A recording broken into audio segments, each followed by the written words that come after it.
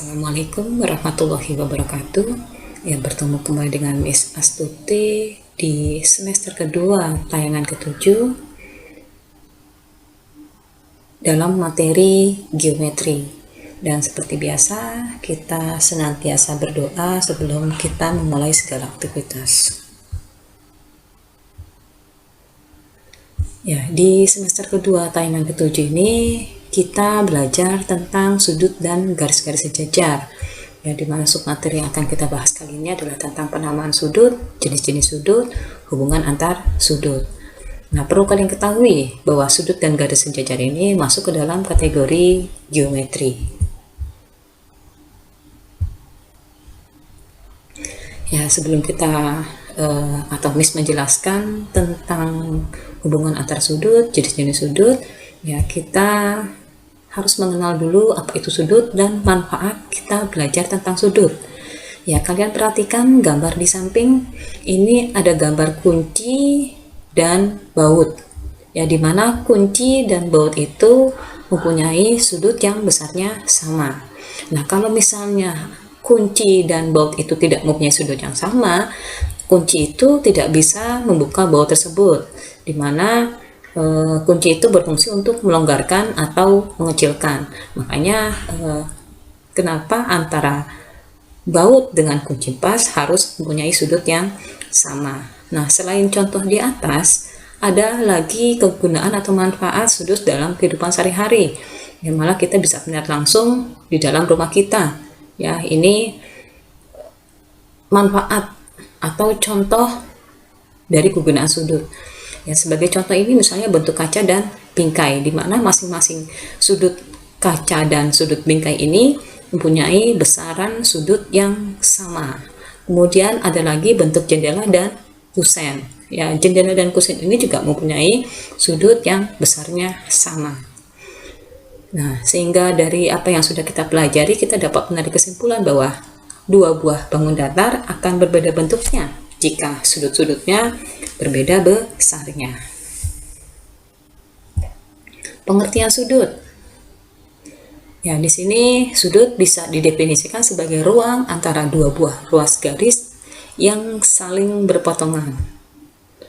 Ya, ini kalian perhatikan bagian-bagian sudut, ya, di mana antara garis AB dengan garis BC, ya, ini adalah dua buah ruas garis yang saling berpotongan, di mana antara potongannya ini sudutnya itu membentuk titik sudut B. Nah, di antara ruas garis AB dengan ruas garis BC, ya, ini terbentuk atau membentuk besaran sudut atau yang kita namakan daerah sudut. Nah, kalian perhatikan AB ini dan BC ini disebut dengan kaki sudut. Nah, untuk antara garis AB dengan garis BC ini membentuk daerah sudut atau besaran sudut.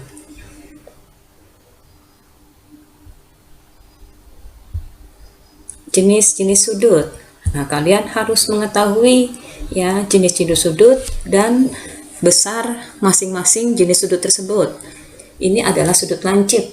Sudut lancip itu besarnya antara 0 derajat sampai dengan 90 derajat.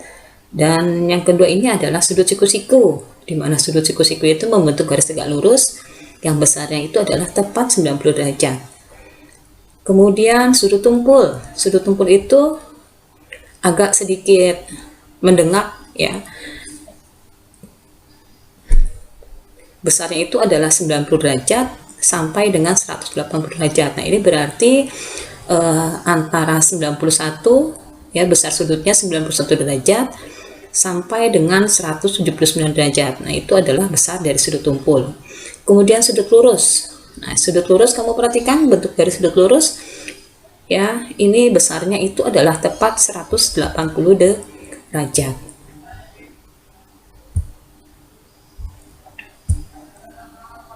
Nah, kemudian dilanjutkan dengan materi hubungan antar sudut. Yang pertama kita bahas ini adalah sudut yang saling berpenyiku atau berkomplement. Ya, biasanya sudut yang saling berpenyiku ini dia adalah membentuk sudut siku-siku. Kalian tahu bahwa sudut siku-siku atau sudut yang saling berpenyiku itu besarnya adalah 90 derajat. Contoh dari sudut yang saling berpenyiku, ada sudut ABC. Ya, ABC ini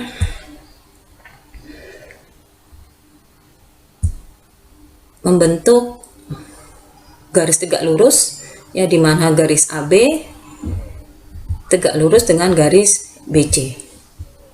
Nah, perhatikan gambar AB tegak lurus dengan garis BC, di mana sudut besar ABD itu adalah 11Y derajat dan sudut DBC ini adalah 7Y derajat. Nah, menentukan nilai Y, kemudian besar penyiku sudut ABD dan besar sudut ABD. Nah, berarti di sini untuk mengetahui berapa besar nilai Y, ya, kita harus menghitung atau menjumlahkan sudut ABD dengan sudut DBC. Nah, kamu perhatikan sudut ABD ini ditambah dengan sudut DBC. Sudut ABD besarnya adalah 11Y, kemudian sudut DBC ini adalah besarnya 7Y. Nah, ini membentuk sudut penyiku, di mana sudut penyiku itu nilainya adalah 90 derajat. Ya, 11Y dengan 7Y ini mempunyai variabel yang sama, berarti bisa kita jumlahkan. 11 tambah 7 itu adalah 18Y sama dengan 90 derajat, kita turunkan. 18Y ini adalah bentuk perkalian, 18 dikali Y. Perkalian berhubungan dengan pembagian. Nah, untuk mengetahui berapa besar nilai Y, 90 dibagi dengan 18. Nah, ini nilai Y itu adalah 5 derajat. Nah, kemudian kita akan mengetahui berapa besar penyiku sudut ABD dan berapa besar sudut ABD. Nah, penyiku sudut ABD, kalau ada kata-kata soal penyiku sudut ABD, maksudnya ini bukan sudut ABD yang dicari, tapi adalah sudut sebelahnya, yaitu sudut DBC. Nah, ini penyiku sudut ABD itu adalah DBC.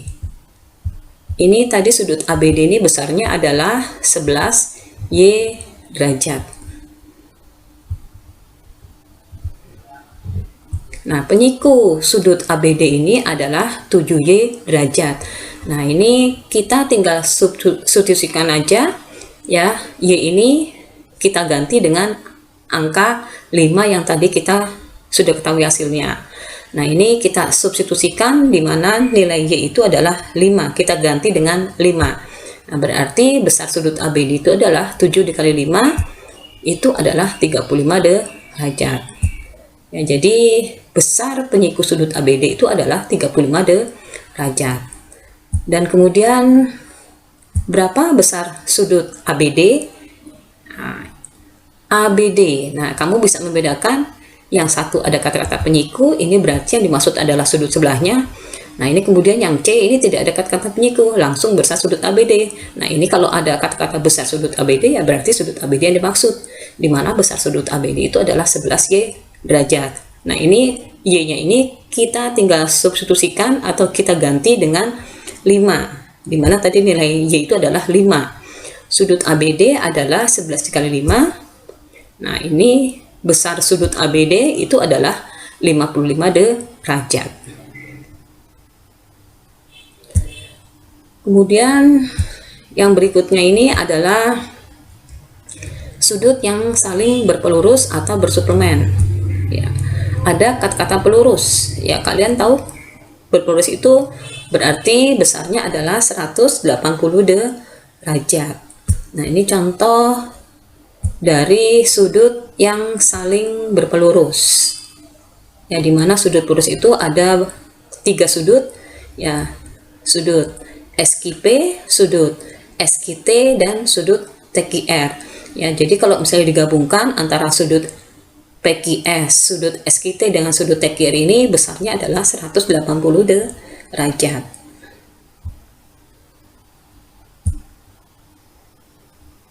Nah, kalian lihat gambar di samping, SQ tegak lurus dengan TQ. Nah, ada kata-kata tegak lurus. Kalau tegak lurus ini ya berarti dia membentuk garis siku-siku, di mana sudut siku-siku ini besarnya adalah 90 derajat. Walaupun memang kita tidak mengetahui berapa sudut TQS, tapi kalau misalnya ada kata-kata SQ tegak lurus dengan TQ, nah ini berarti sudut SQT atau TQS itu besarnya adalah 90 derajat. Nah, sudut PQS ini adalah 38 derajat. Nah, tentukan besar sudut RQT. Nah, kamu tinggal menjumlahkan saja 38 derajat ditambah 90 derajat menuju 180 ya, atau mungkin juga bisa, nah ini kalian perhatikan ya, PQS ditambah SQT ditambah sudut RQT ya, dimana PQS 38, SQT 90 derajat karena dia adalah tegak lurus ya, ditambah dengan sudut RQT yang akan kita cari, kita akan mengetahui ya. Kemudian ini namanya sudut lurus, dimana besar sudut lurus adalah 180. Nah, antara konstanta dengan konstanta bisa kita jumlahkan. 38 ditambah 90 itu adalah 128 derajat ditambah sudut RQT. Nah, kita pisahkan antara variabel dan konstanta. Nah, di sini konstanta ini adalah 128, akan kita pindahkan ke konstanta 180. Nah, ini berhubungan dengan penjumlahan. Kalau penjumlahan itu berarti dengan pengurangan. Perkalian berhubungan dengan pembagian, penjumlahan berhubungan dengan pengurangan. Nah, ini karena 128 ini bentuknya adalah positif, begitu pindah ruas akan berubah menjadi negatif. Sudut RQT sama dengan 180 dikurang 128. Nah, besarnya itu adalah 52 derajat. Nah, ini adalah mencari besar sudut RQT. Kalau misalnya kita jumlahkan seluruhnya antara sudut PQS dengan sudut SQT ditambah lagi dengan sudut TQR, ini kalau kita jumlahkan ini sudut lurus ini besarnya adalah 180 derajat.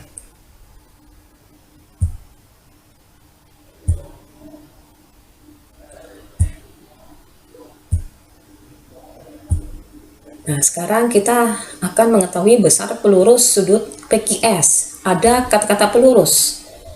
Ada kata-kata pelurus ya, dimana kalau misalnya ada kata-kata pelurus sudut PQS, berarti yang dimaksud itu adalah sudut sebelahnya. Nah, di sini ada dua sudut yang dimaksud, yaitu sudut TQS dengan sudut TQR. Tapi kita bisa juga mencari langsung TQS ya untuk mengetahui pelurus sudut TQS. Nah, ini tadi kita sudah mengetahui ya, sudut TQS ini adalah tegak lurus ya, dimana kalau sudut tegak lurus ini besarnya adalah 90 derajat.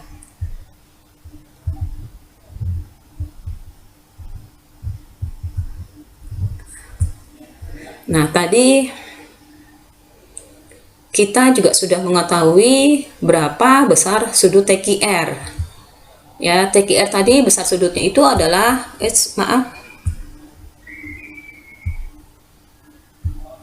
Nah, TQR itu besar sudutnya itu yang tadi kita sudah cari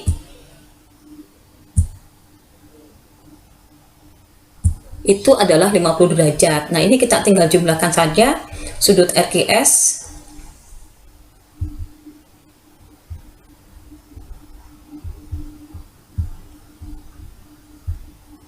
ya, kita tinggal jumlahkan TQS ditambah dengan TQR. Nah, berarti bahwa pelurus sudut PQS itu adalah 142 derajat. Nah, perlu mengingatkan kembali kalau misalnya ada kata-kata pelurus atau penyiku, berarti yang dimaksud ini adalah sudut sebelahnya. Ya, kalau sudut sebelahnya ini berarti sudut SQT dengan sudut TQR.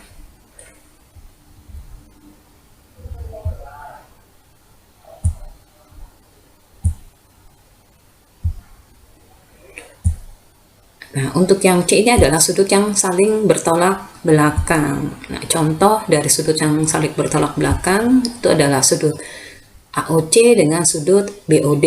Ya, kalian perhatikan bahwa sudut AOC ditambah sudut BOC itu membentuk sudut pelurus, di mana besarnya itu adalah 180 derajat.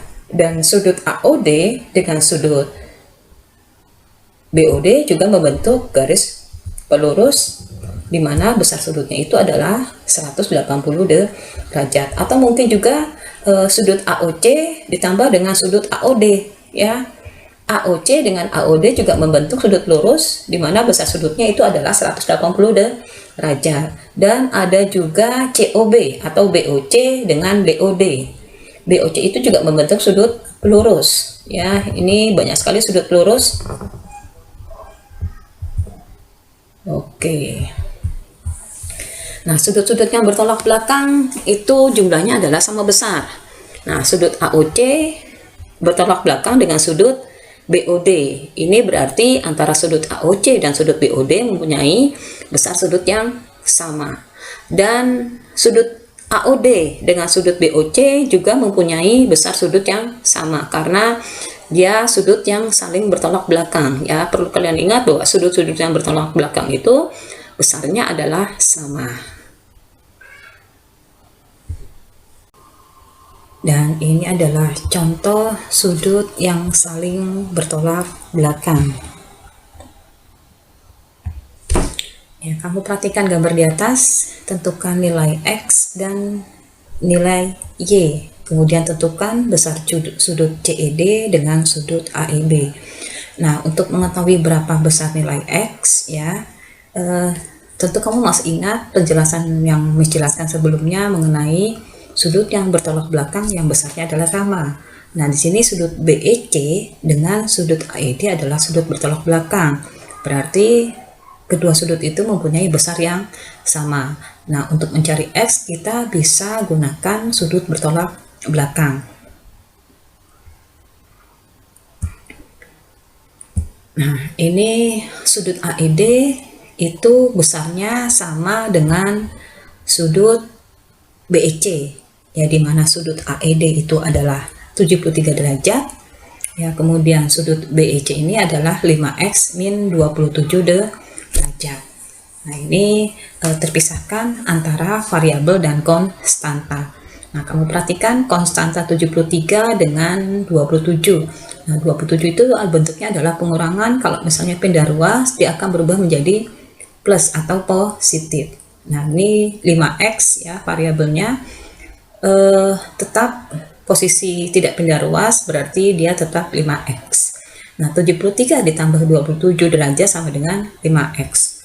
73 ditambah 27 itu adalah 100 derajat sama dengan 5x. Nah, 5x ini adalah bentuk perkalian. Kalau dalam perkalian itu berhubungan dengan pembagian. Nah, berarti X sama dengan 100 dibagi 5 sama dengan 20. Nah, ini adalah nilai X. Dan untuk mencari nilai Y, ini sudut DEC dengan sudut AED, ya, di mana sudut DEC dengan sudut AED itu membentuk sudut lurus yang besarnya itu adalah 100 derajat. Kenapa kita tidak menggunakan sudut bertolak belakang AEB? Nah, ini kan sudut AEB tidak diketahui, ya, berarti kita akan mencari sudut yang sudah diketahui. Sudut AED itu adalah 73 derajat, dengan sudut DEC akan membentuk sudut lurus, ya. Sudut lurus itu besarnya adalah 180 derajat. Nah, ini kita akan mencari besar sudut Y. Ya, ini akan kita gabung untuk mencari besar sudut Y, sudut AED ditambah atau digabung dengan sudut CED besarnya adalah 180 derajat. AED ini besarnya adalah 73 derajat. Ya, sedangkan CED ini adalah 5Y tambah 17 derajat sama dengan 180. Nah, ini 73 dengan 17 ini bisa kita jumlahkan, ya. 73 ditambah 17 itu adalah 90. 5Y derajat ini tidak bisa kita jumlahkan, ya, Nah, ya, karena dia berbeda jenis. Antara konstanta dengan variabel itu tidak kita jumlahkan karena dia berbeda jenis. Jadi tetap 5Y tambah 90. Terpisahkan antara variabel dan konstanta. Nah, ini konstanta 90 dengan 180 akan kita pindah ruaskan, ya, di mana untuk positif 90 pindah ruas akan menjadi negatif 90. Ya, 5Y derajat sama dengan 180 dikurang 90. Nah, perhatikan, ini kan berarti 5Y itu 5 dikali Y sama dengan 90, bentuk perkalian berhubungan dengan pembagian. Y sama dengan 90 dibagi 5 sama dengan 18. Nah, itu adalah mencari nilai Y. Nah, setelah kita sudah mengetahui berapa besar nilai X dan nilai Y, kita bisa mencari berapa besar sudut CED dengan sudut AEB.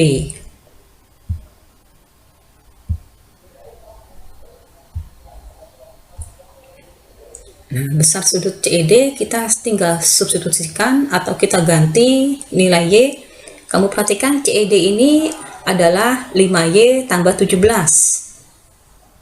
Ya, berarti sudut CED ini sama dengan 5 dikali 18, dimana tadi kita sudah mengetahui bahwa Y sama dengan 18. 5 dikali 18 ditambah 17. Nah, 5 dikali 18 itu sama dengan 90 ditambah 17, berarti sudut CED itu adalah 107 derajat Celcius. Dan untuk mengetahui berapa besar sudut AEB, kamu perhatikan sudut AEB bertolak belakang dengan sudut CED.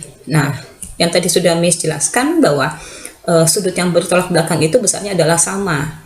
Ya, berarti besar sudut AEB itu sama besarnya dengan sudut CED. Ya, besar sudut AEB besarnya sama dengan sudut CED, ya, dimana CED ini adalah 107 derajat. Nah, berarti sudut AEB ini besarnya adalah 107 derajat. Nah, itu adalah besar sudut AEB. Nah, seperti biasa nak, Miss sudah menjelaskan materi-materi mengenai besaran sudut, jenis-jenis sudut, kemudian hubungan antar sudut. Kalian mengerjakan soal-soal yang diberikan yang ada di materi paket 1B, ya, dimana itu termasuk dalam materi bab 7, ya, latihan 3 nomor 1, nomor 3 dan nomor 8 di halaman 79 dan halaman 80. Untuk deadline pengumpulan tugasnya itu adalah tanggal 24 Maret 2021, ada di hari Rabu. Nah, seperti biasa nak, semakin kalian cepat mengumpulkan, tentu semakin baik nilai yang Miss berikan buat kalian. Oke, akhirul kalam, wabillahi taufiq wal hidayah. Wassalamualaikum warahmatullahi wabarakatuh.